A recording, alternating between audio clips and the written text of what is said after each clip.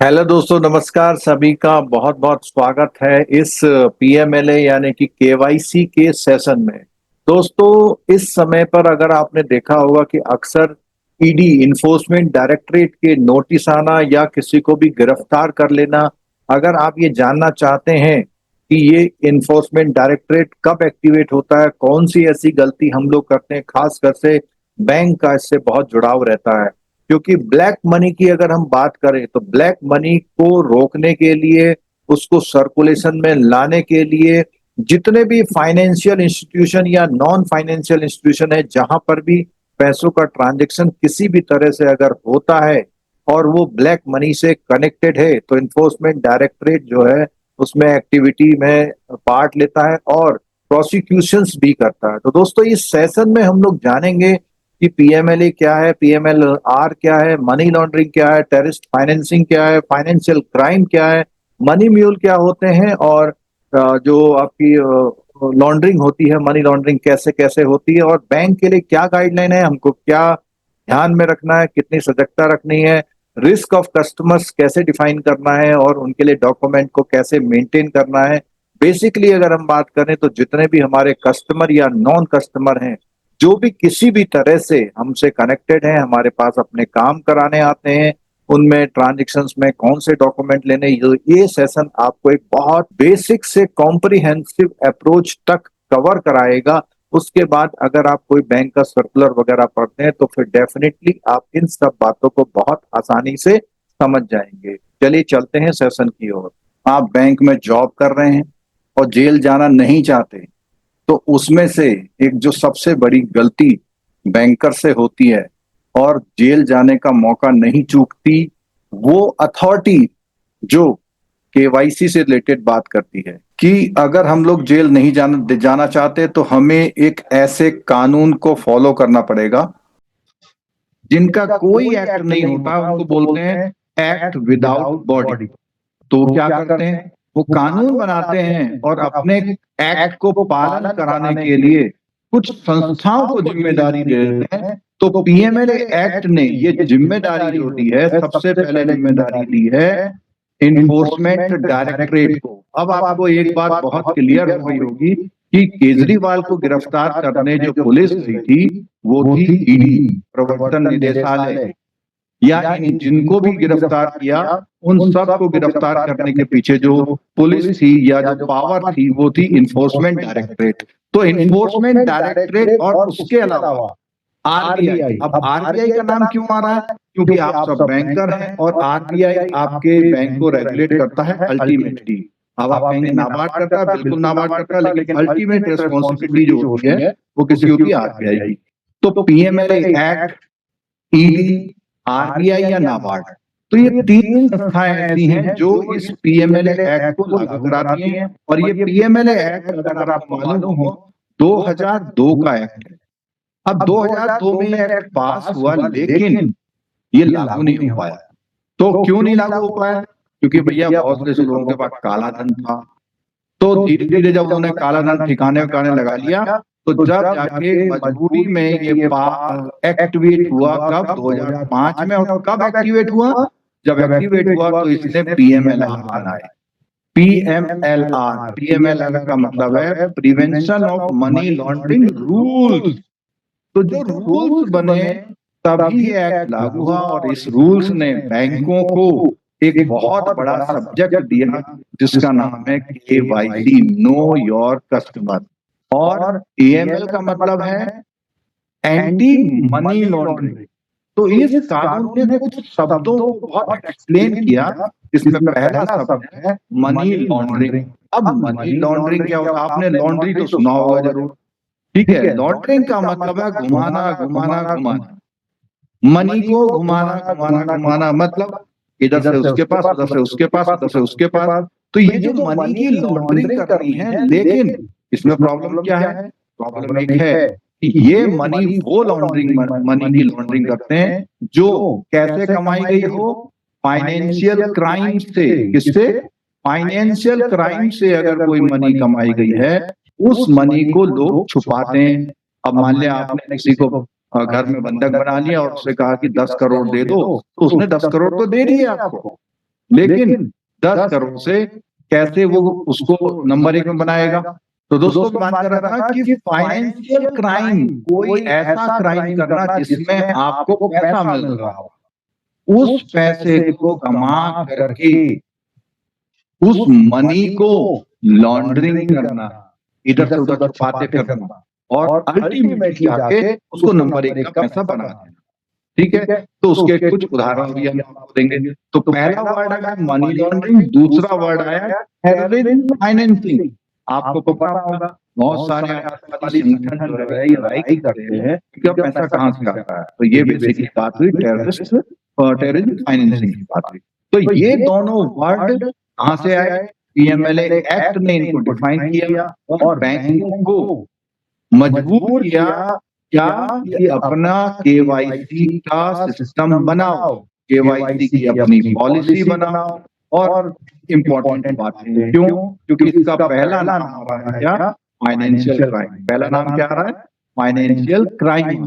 Financial crime अगर हो रहा है तो बैंक से के थ्रू ही होगा। तो बैंकों को अब आप कहेंगे और जगह से होता है, बिल्कुल होता है। तो उन सब के लिए गाइडलाइन बनाई तो पीएमएलए एक्ट ने पीएमएलए के through money laundering, terrorist financing और फाइनेंशियल क्राइम, इन तीनों बातों पे बात करी। अब बैंक तो बिल्कुल कनेक्टेड है। तो मनी लॉन्ड्रिंग ने बता दिया कि आपने इलीगल फंड को अगर कन्वर्ट कर दिया लेजिटिमेट एसेट में, जैसे आपने कहीं से 2 लाख रुपए की घूस खा ले ली, अब आपने क्या करा? 2 लाख में खाते डालूंगा तो पकड़ा जाऊंगा ना। आपने क्या करा? 10,000 अपने एक दोस्त को दिए, 10,000 दूसरे दोस्त को दिए, 10,000 20,000 50,000 एक रिश्तेदार को दिए। अब दे दिए आपने, ठीक है। उनसे कहा 10-15 दिन बाद 2 महीने बाद आप मेरे खाते में डालते जाना। वो क्या करने लगे? वो पैसे को धीरे धीरे करके आपके खाते में डालने लगे। आपसे किसी ने पूछा कहाँ से? अरे वो मैंने ना पिछले जन्म में अपने दोस्त को उधार दिए थे, उसने दे दी। ऐसे करके क्या करा आपने? इस इलीगल फंड को क्या कर दिया? लेजिटिमेट एसेट में कन्वर्ट कर दिया। इस बात को रोकने के लिए ये कानून आया। ठीक है, टेररिस्ट फाइनेंसिंग इसलिए जोड़ा हुआ है कि टेररिस्ट की कोई भी कमाई नहीं होती। वो लोग रेज करते हैं, कहीं पर क्या करते हैं, किसी फिरौती मांग के, लूट करके और उसको ही वो नंबर 1 में कन्वर्ट करके फिर यूज करते हैं। जैसे मान लिया उनको अगर एक टिकट अपने किसी टेररिस्ट के लिए बुक कराना है अमेरिका से ऑस्ट्रेलिया और वो 1 लाख रुपए, कहाँ से आएंगे 1 लाख रुपए? तो वही जो नंबर 1 का बना लिया उससे आ जाएंगे। ठीक है, अब बात आती है मनी लॉन्ड्रिंग। जो मैंने बोला था मनी लॉन्ड्रिंग क्या होती है? सबसे पहले प्लेसमेंट होती है। प्लेसमेंट का मतलब है ऐसे फंडों को फाइनेंशियल सिस्टम में इंट्रोड्यूस कर देना। उसके बाद लेयरिंग, कुछ ऐसे ट्रांजैक्शन करना कि वो उसको कभी इधर करना, कभी उधर करना, कुछ पैसे वहां करना, कुछ पैसे यहाँ करना। उससे क्या होगा? वो लेयरिंग करना उस पैसे की। और लास्ट में इंटीग्रेशन, जो सारा पैसा इकट्ठा करके एक जगह ला करके कैसे फंडों में कन्वर्ट कर देना, लेजिटिमेट। तो ये एक मनी लॉन्ड्रिंग का उदाहरण है। अब बात आती है टेररिस्ट फाइनेंसिंग कैसे होती है? पैसा वो इकट्ठा करते हैं, फिर मूव करते हैं, स्टोर करते हैं और अपनी टेररिस्ट एक्टिविटी के लिए वो उसको यूज करते हैं। ठीक है दोस्तों, चलिए अब इंडिया की बात आती है। तो इंडिया में जैसे मैंने बताया था कि पीएमएलए एक्ट के तहत एक क्या बनाया गया? एक पुलिस बनाई गई जिसका नाम प्रवर्तन निदेशालय, एनफोर्समेंट डायरेक्टरेट है। जब भी मोटे मोटे पैसों का मामला होता है, 5 करोड़, 10 करोड़, 200 करोड़, 2,000 करोड़, 40,000 करोड़, इसका नाम अखबारों में आता है। इसका काम क्या है? इन्वेस्टिगेट करना, प्रोसिक्यूट करना, यानी पता लगाना और पता लगाने के बाद सीधे घर में आकर के पुलिस, सीएम हो, डीएम हो, कोई भी हो, उठा करके ले जाना। तो कोई नहीं बच पाया अगर इसने अपनी पावर का इस्तेमाल किया, कोई नहीं बच पाया। उसके अलावा एक FIUIND नाम की संस्था, मिनिस्ट्री ऑफ जो फाइनेंस के अंदर रेवेन्यू डिपार्टमेंट है, उसके वहां फाइनेंशियल इंटेलिजेंस यूनिट नाम की एक संस्था बनाई गई जो सारी इंफॉर्मेशन को एनालिसिस करती है और सुपरवाइज करती है। जितने भी बैंक हैं इसको इंफॉर्मेशन देते हैं और इस इंफॉर्मेशन से कुछ चीजों को देखती है। अगर से कहीं गड़बड़ लगती है तो वो इन्फोर्समेंट डायरेक्टरेट को बताती है। इसके अलावा इस एक्ट के तहत इस प्रोसिक्यूशन के लिए एक जुडिशरी सिस्टम बनाया गया जिसको बोला गया कौन सा, स्पेशल कोर्ट। जैसे आपने नॉर्मल सेशन कोर्ट हो गया, डिस्ट्रिक्ट कोर्ट हो गया, हाई कोर्ट हो गया, सुप्रीम कोर्ट हो गया, उसके अलावा स्पेशल कोर्ट, सीबीआई की कोर्ट, ऐसे ही इन्फोर्समेंट डायरेक्टरेट की कोर्ट है, वो बनाएगी। ठीक है, अब बात आती है कि अगर आप इनका कहना नहीं मानोगे तो आपको 3 से 7 साल की सजा होगी, और अगर वो पैसा इस तरह से कमाया गया, छुपाया गया, तो 10 साल तक की सजा हो जाएगी। ठीक है, उसके बाद ये पॉलिसी आपको बनानी पड़ेगी बैंक में, जहां पर आपको जो सारे कस्टमर हैं वो इंक्लूड होंगे, चाहे वो आपका अकाउंट होल्डर हो, या कभी कभी आपके पास किसी काम के लिए आया हो, या किसी कंपनी का बेनिफिशियल ओनर हो, या इंटरमीडियरीज क्लाइंट हो। अब इस बात को आपको समझना होगा कि बैंकों में हम लोग अपने जो भी हमारे वहां काम बैंकिंग काम से आते हैं, या तो वो अकाउंट होल्डर होते हैं, या वो कभी कभी एक मान लिया 2 लाख का ड्राफ्ट बनाने आ गए आपके पास, तो ऐसे किसी के भी काम के लिए आ रहे हैं, तो वो या किसी कंपनी के बेनिफिशियल, इनमें से कोई भी आपसे कनेक्टेड है तो आपके लिए वो कस्टमर है, आपको उसके लिए ये सारे रूल्स फॉलो करने पड़ेंगे।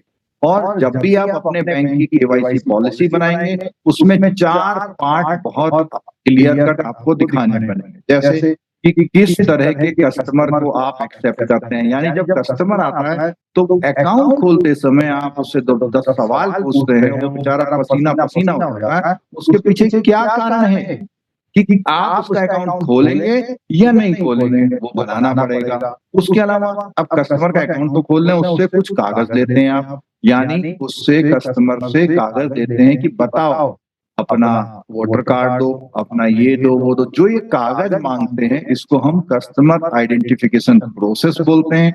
और रिस्क मैनेजमेंट, कस्टमर किस रिस्क प्रोफाइल का है, इसमें 3 रिस्क होते हैं। कौन कौन सा? एक होता है लो रिस्क, और एक होता है मीडियम रिस्क, और एक होता है हाई रिस्क। 3 रिस्क की अगर मैं बात करूं हाई रिस्क की, तो हाई रिस्क में जो होते हैं, जो बहुत बड़े बड़े पॉलिटिकली एक्सपोज्ड पर्सन होते हैं, वो लोग जिनका दूसरे कंट्री में सम्मान होता है, बड़े बड़े आर्मी के ऑफिसर, बड़े बड़े chief minister, prime minister, ministry के मिनिस्टर, ये सब पॉलिटिकली एक्सपोज्ड पर्सन कैटेगरी में आते हैं, और इनको किस कैटेगरी में रखा जाता है? High risk category. यानी इनका जो अकाउंट होता है उस पर विशेष ध्यान दिया जाता है। उसके अलावा बीच में आते हैं जो हाई नेटवर्क इंडिविजुअल्स होते हैं, जिनके पास अच्छा खासा पैसा होता है, आपके वहां बैंकिंग करने आते हैं। और लास्ट में आते हैं सैलरीड हो गए, एसएचजी का अकाउंट हो गया, सिंपल, जो अधिकतर लोग इस कैटेगरी में आते हैं।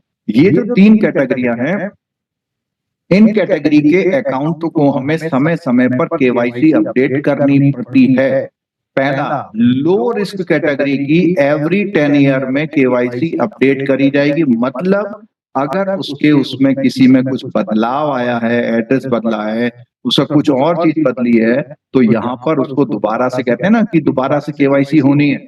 और मीडियम वालों के लिए 8 साल में बदलनी पड़ती है, लेकिन जो हाई रिस्क वाले होते हैं उनकी एवरी 2 ईयर में केवाईसी दोबारा से ली जाती है। यानी कंफर्म किया जाता है कि हाँ, इनका जो एड्रेस पता वगैरह दिया था आज भी वही चल रहा है या नहीं चल रहा। ठीक है, चलिए, अब आपका बैंक है और पूरा केवाईसी है, पूरा पीएमएलए है, तो उसके लिए कुछ ऑर्गेनाइजेशन बनाए जाते हैं।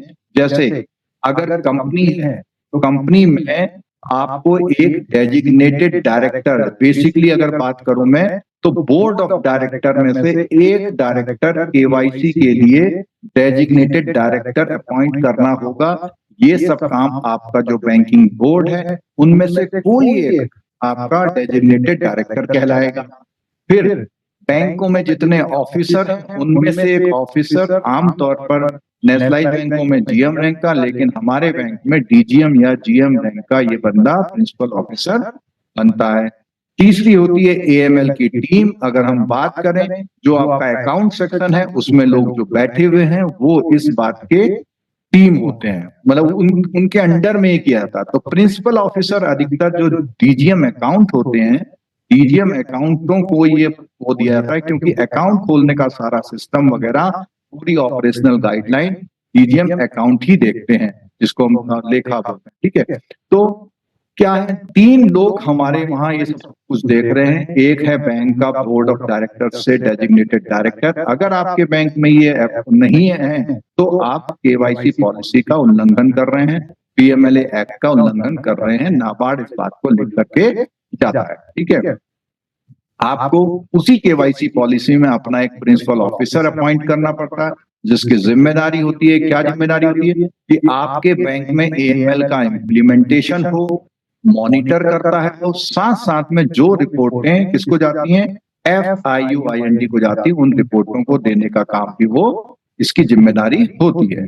और एएमएल टीम पूरा काम, अल्टीमेटली जो टीम होती है रिस्क का असेसमेंट करती है, जितने ट्रांजेक्शन उसके मॉनिटरिंग करती है, और उसके साथ साथ पॉलिसी में अपडेट करना हो तो करें। तो एक तरह से देखें तो ज्यादा रोल इसमें डीजीएम अकाउंट सेक्शन का है। अब अगर आपको पीएमएलए का ऑब्लिगेशन पूरा करना है तो क्या क्या काम करना पड़ेगा आपको? उस बंदे की आइडेंटिटी लेनी पड़ेगी, आधार या ओवीडी से। अब मैं आपसे एक क्वेश्चन पूछ रहा हूं कि ओवीडी में कौन कौन से डॉक्यूमेंट होते हैं। मैं जो बताऊंगा बहुत अल्टीमेट बताऊंगा, आपके वहां क्या प्रैक्टिस चल रही है मुझे उससे कोई कंसर्न नहीं है। पहली बात, आप उस बंदे से क्या ले सकते हैं, आधार ले सकते हैं, ठीक है, तो आधार तो होता ही होता है। दूसरा, आप उससे जो हमारा वोटर कार्ड है वो ले सकते हैं। तीसरा, आपने ये सुना होगा ड्राइविंग लाइसेंस ले सकते हैं।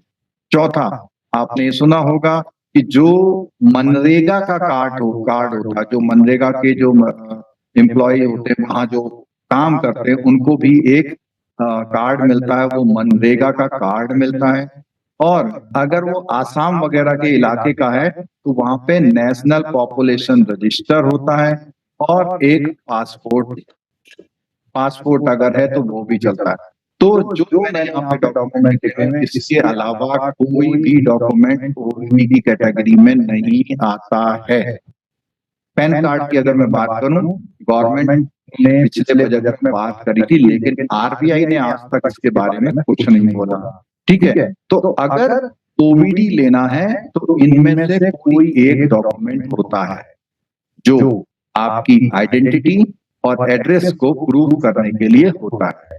अब आपके मन में एक सवाल आएगा, क्या हम कोई ऐसा अकाउंट खोल सकते हैं जिसके पास इनमें से कोई भी नहीं हो? बिल्कुल खोल सकते हैं, बट उन अकाउंटों की कुछ लिमिटेशंस हैं, जिसको हम लोग आमतौर पर स्मॉल अकाउंट बोलते हैं। क्या बोलते हैं? स्मॉल अकाउंट उन लोगों के लिए है जिनके पास इस तरह के कागज नहीं होते। आपको याद होगा पीएम जनधन जो अकाउंट खुले थे उनमें ये लिबर्टी दी गई थी, पीएमजेडीवाई पीएम जनधन योजना में लिबर्टी दी गई थी कि कुछ डॉक्यूमेंट के बिना आप खोल सकते हैं उसमें, लेकिन एक शर्त थी कि वो अपने डॉक्यूमेंट 12 महीने में अगले 12 महीने में पूरे करके देगा, या 12 महीने में आपको एक प्रूफ देगा कि मैंने अप्लाई कर दिया है। तो कुल मिला के 24 महीने का टाइम उनको दिया जा सकता है। उनके लिए कुछ लिमिट्स थी कि खाते में बैलेंस जो उसका ज्यादा नहीं, 1 लाख से ज्यादा कभी नहीं होना चाहिए, 10,000 से ज्यादा विड्रॉल, कुछ कंडीशंस। और तो सबसे पहली बात आई कि कानून कहता है कि आपको वेरीफाई करनी है आइडेंटिटी। दूसरा कहता है जितने भी ट्रांजैक्शन और अकाउंट ओपनिंग फॉर्म्स हैं उनको हमेशा के लिए यानी कि 5 साल के लिए रखना है, और अगर कोई भी बड़ा या सस्पिशियस ट्रांजैक्शन नजर में आता है तो उसको रिपोर्ट करना है, उस पर ध्यान रखना है, और कस्टमर की कॉन्फिडेंशियलिटी भी रखनी है। पता लगा आप कस्टमर पैसे जमा कर रहा है, पड़ोसी को बता रहे हो, उसको बता रहे हो, कॉन्फिडेंशियल भी रखना है, और सस्पिशियस एक्टिविटी को बहुत ध्यान से मॉनिटर भी करते रहना है। पीएमएलए अकाउंट ने के ऑब्लिगेशन से आपको ये काम करना है। अब बात करते हैं रिस्क को मैनेज कैसे करना है। तो आपके वहां जो भी अकाउंट है उनको रिस्क में कैटेगराइज करना है, और तीनों में मैंने पीछे बताया था ये करना है, और रिस्क को रिव्यू करना है एवरी 6 मंथ, यानी कि किस तरह के कस्टमर आपके वहां ज्यादा रिस्की हैं, और ये चीज बैंक की पॉलिसी में करी जाएगी।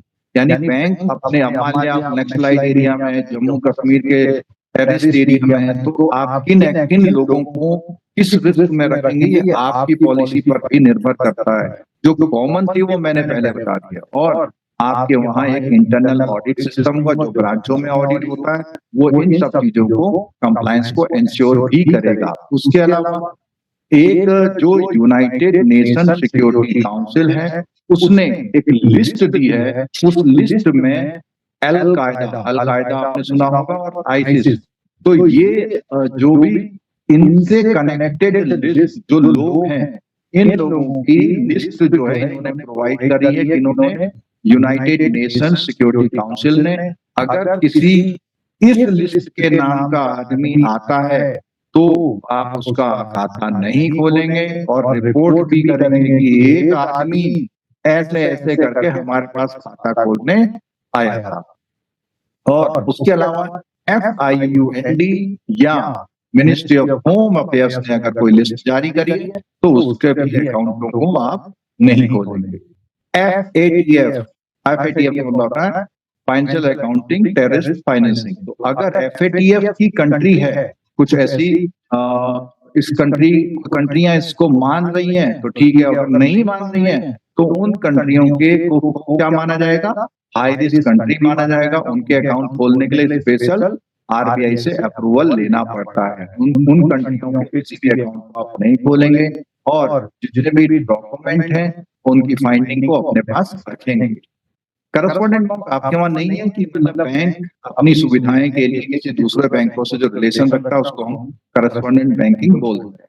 एक आपने फटका भी सुना होगा, फटका US की एक जो टैक्स सिस्टम है उसके अकॉर्डिंग, तो कोई भी आदमी अगर US से रिलेटेड है और वो आपके वहां फॉरेन टैक्स या फॉरेन ट्रांजेक्शन कर रहा है, उसकी रिपोर्टिंग आपको फटका के थ्रू US को करनी पड़ती है। हमारे वहाँ कोऑपरेटिव बैंक में ये ज्यादा रेलेवेंट नहीं होगा। और ये सबसे इम्पोर्टेंट क्वेश्चन जो है ये है क्या कि आपकी जितनी भी रिपोर्ट जाती है वो रिपोर्ट आपकी FIUIND के थ्रू को पहुंचाई जाती हैं। जो आपके बैंक का प्रिंसिपल ऑफिसर होता है उसको ये जरूरी भेजनी होती है और वो आपने आमतौर पर मेरे ख्याल से केवल 2 रिपोर्ट सुनी होंगी अपने बैंक में। कौन सी? पहली report CTR cash transaction report, जिसमें 10 लाख से ज्यादा 10 लाख और 10 लाख से मंथली ट्रांसफर ट्रांजेक्शन अगर है तो उसको रिपोर्ट करते हैं। और एक बात का ध्यान रखिएगा, कोई आदमी 10 लाख तो नहीं कर रहा लेकिन जानबूझ के उसे 10 लाख से कम रख रहा है तो भी आप वहां रिपोर्ट करेंगे। क्यों? क्योंकि वो इसको छुपाने का प्रयास कर रहा है। और क्रॉस बॉर्डर ट्रांजेक्शन आपके वहां नहीं होते हैं। आपके वहां NGO का कोई ऐसा अकाउंट है जिसमें 10 लाख से पैसा बाहर से आया है तो भी आप उसको रिपोर्ट करेंगे। और जितने भी फर्जी नोट वाली केसेस आते हैं उसको भी यहाँ रिपोर्ट करेंगे। तो ये 5 तरह की रिपोर्टें जानी चाहिए और ये सिस्टम वाले भेजते भी होंगे। जो लोग अकाउंट सेक्शन से बैठे हुए हैं वो मेरी बात को समझ पा रहे हैं, ठीक है। अगर आप इनका कहना नहीं मानते हैं तो ये आपको वार्निंग देगा, आपसे एक्शन की डिमांड करेगा कि भैया ठीक आपके खिलाफ ये करेंगे। आपको पेनल्टी दे सकता है 10,000 की से लेकर के 1 लाख तक की पर वायलेशन। यानी एक कस्टमर का गड़बड़ किया तो 1 बार, 3 का किया तो 3 बार, जितने बार आप पर वायलेशन की पेनल्टी आपको लगाएगा। आपको सीक्रेसी बना के रखनी है कस्टमर की, आपको बताना भी है छुपाना भी है। बताना सिर्फ FIUIND को है, छुपाना सबसे है, यानी उसके बारे में जानकारी बाहर आपको नहीं देनी है। क्यों देनी है? क्योंकि आपको लीगली रिक्वायर्ड है ऐसा करना और पब्लिक और बैंक के इंटरेस्ट में ऐसा करना जरूरी है। और कस्टमर की कंसेंट लेके ही आप किसी चीज को इंफॉर्मेशन को बाहर दे सकते हैं। अगर हम अल्टीमेट बात करें तो बात आती है मनी लॉन्ड्रिंग की, टेररिस्ट फाइनेंसिंग की, और ये सब KYC AML पॉलिसीज के तहत किया जाता है। तो दोस्तों ये जो जितनी बात करी ये हमने गाइडलाइंस की बात करी। अब हम दोस्तों बात करेंगे कि बैंक में जब कस्टमर आता है, बैंक में जब कस्टमर आता है तो वो कस्टमर जब बैंक पहुंचता है तो हमको क्या क्या काम करने हैं। क्या क्या काम करने से मतलब ये है कि वो कस्टमर तो आ गया हमारे पास, लेकिन हम उसको कैसे पहचाने, कैसे क्या करें, वो सब चीजें कैसे पहचाने और कैसे वो करें। तो जैसा मैंने बताया कि किसी भी कस्टमर को पहले आपको कैटेगराइज करना पड़ता है। यानी वो कस्टमर जो है किस कैटेगरी का मतलब है कि वो अकेला कस्टमर है, वो 5-6 लोग मिल के खाता खोल रहे हैं, या वो किसी फर्म का अकाउंट खोलने, या वो कंपनी का अकाउंट खोलने, या वो ट्रस्ट का अकाउंट खोलने आया है, या वो एचयूएफ का अकाउंट खोलने आया है।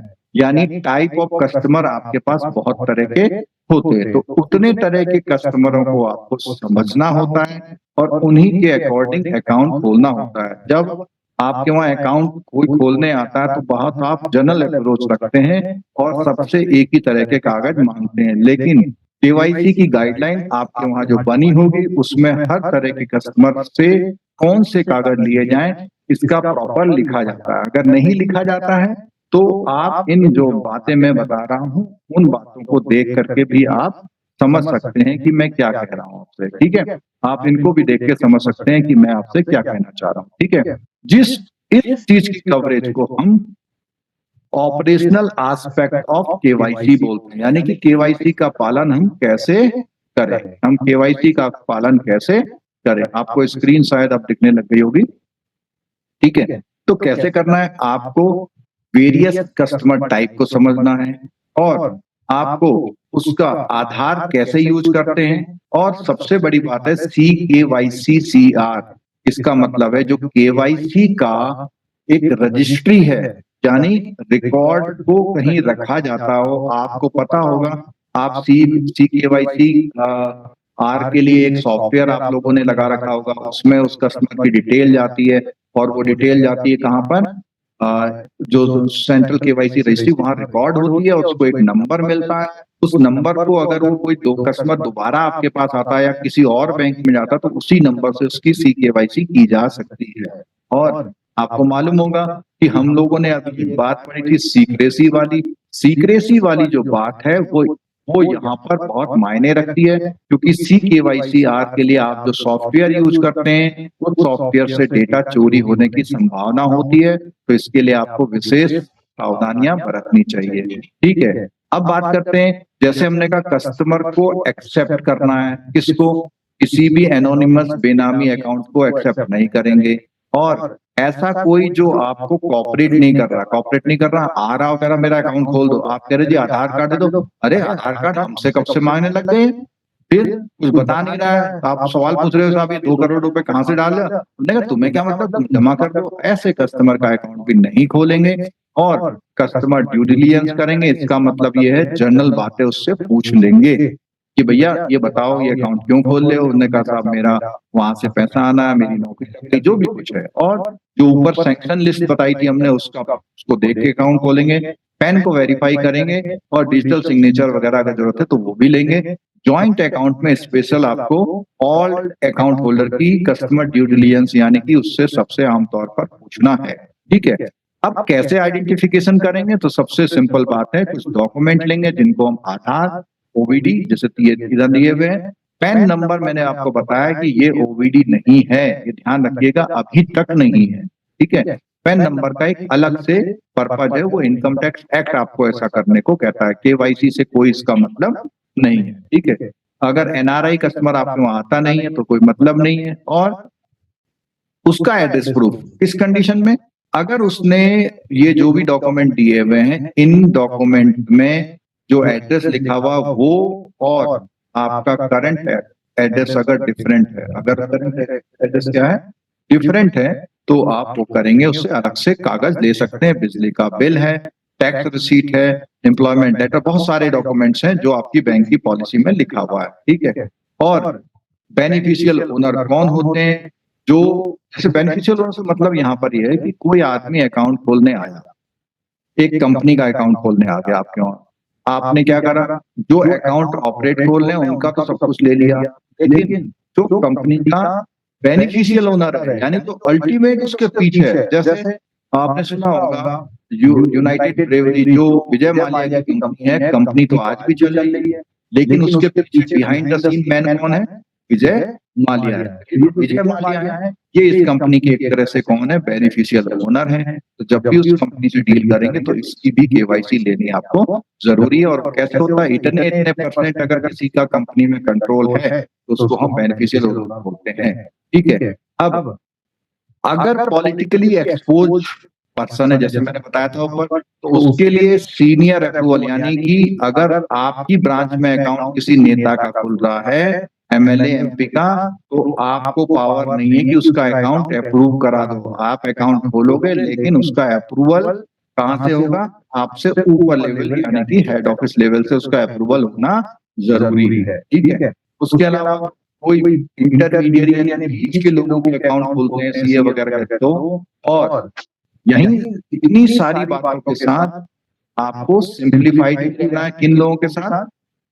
एसएचजी के अकाउंट के साथ। ये तो आपके वहां अकाउंट खुलते नहीं। हाँ, मैंने बताया था देखो स्मॉल अकाउंट, इनके लिए आपको थोड़ी सी प्रोसीजर में लिबरल रहना है, जैसे कि स्मॉल अकाउंट में इनके लिए शर्त यह है कि अपने अकाउंट में 1 लाख से ज्यादा पैसा नहीं डाल सकते और 10,000 रुपए पर मंथ से ज्यादा ये पैसा नहीं डाल सकते।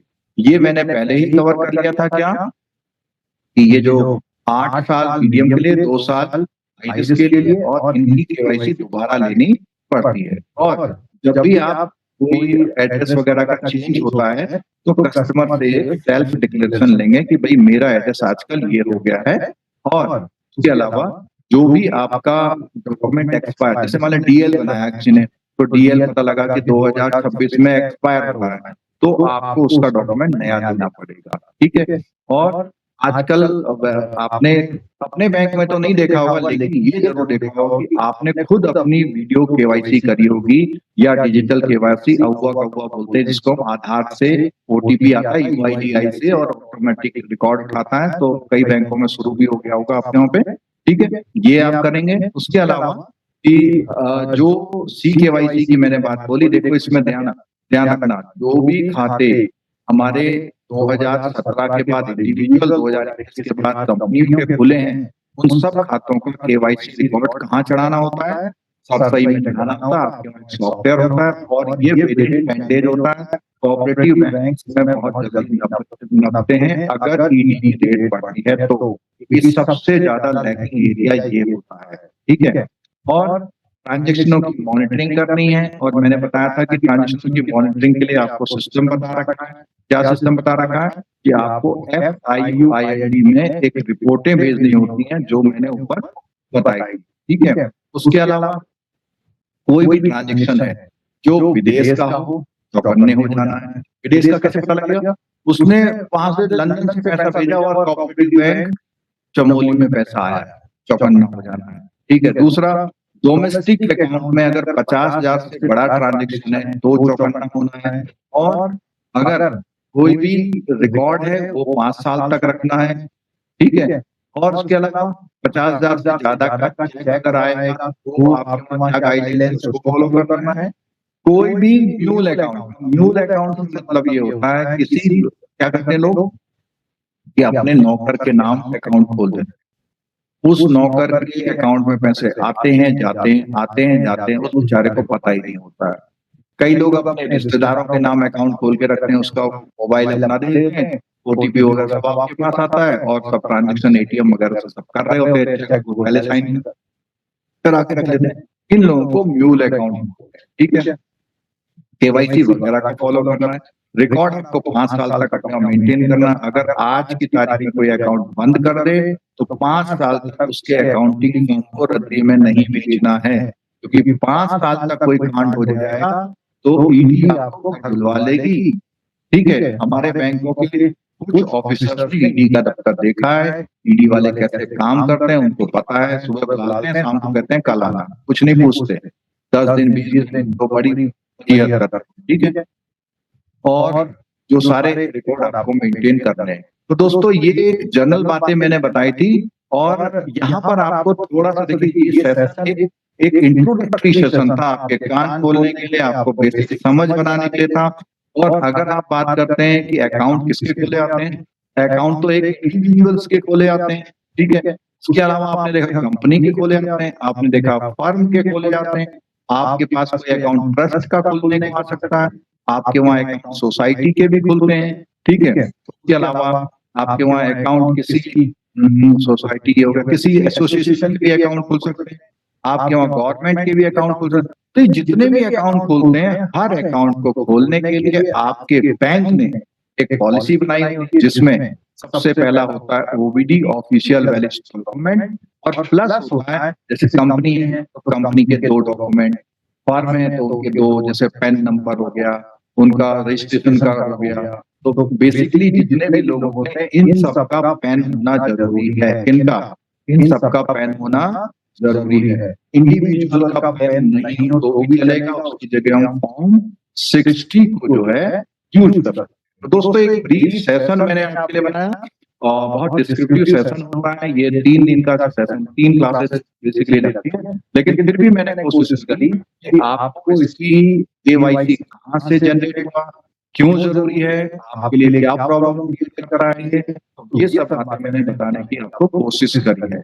दोस्तों हमारी लाइव इंटरैक्टिव क्लासेस में कॉम्प्रिहेंसिव स्टडी के साथ साथ एमसीक्यू की प्रैक्टिस, एग्ज़ाम टाइम में मैराथन रिवीजन क्लासेस और साथ साथ में time to time conceptual classes भी आप तक पहुंचती हैं।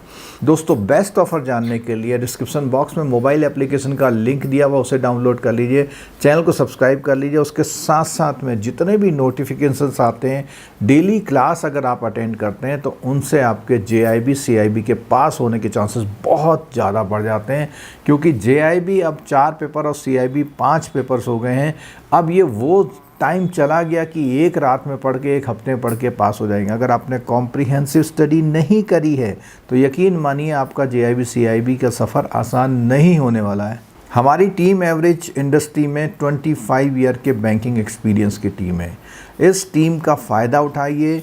अपनी जो हमारी टीम की एकेडमिक है उसके साथ एक्सपीरियंस है और क्लासेस लेने का भी बहुत लंबा एक्सपीरियंस। इन सब चीज़ों को आप एज ए टोटल देखेंगे तो ऐसा बेस्ट फैकल्टी स्ट्रक्चर कहीं आपको नहीं मिलेगा। दोस्तों जो बेस्ट ऑफ़र है वो भी आप अवेल कर लीजिए और जुड़िए हमारे साथ JIB CIB की नई क्लासेस में, जो कि स्टार्ट हो रही हैं जून से। हमारी तरफ से आप सभी को बेस्ट विशेस कि आपका JIB CIB सिंगल अटेम्प्ट में क्लियर हो जाए। Thank you so much.